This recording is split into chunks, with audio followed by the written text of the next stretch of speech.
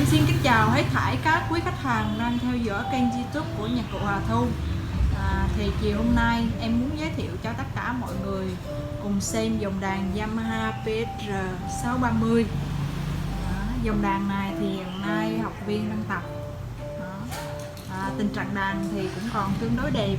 Đàn này thì trước giờ để học viên tập.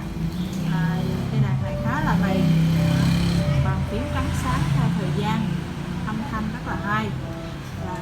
Thì giá cả cũng phải chăng phù hợp dành cho tất cả những ai mà mình mới học đàn, hoặc là mình đang đam mê âm nhạc, mình đang phân vân không biết lựa chọn cái đàn nào để về tập, thì mọi người nên xem và cảm nhận nghe âm thanh, cái chất lượng cây đàn này, rồi mọi người cùng thưởng thức nha.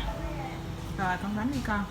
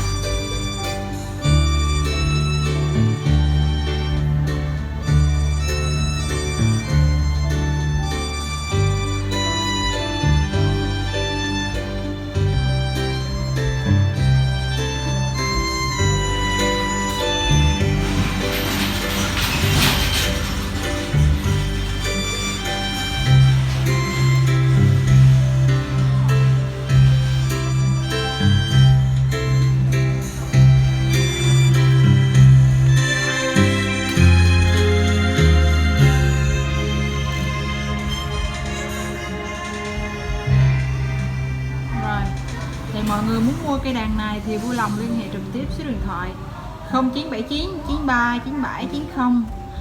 Bên em sẽ tư vấn trực tiếp cho mọi người.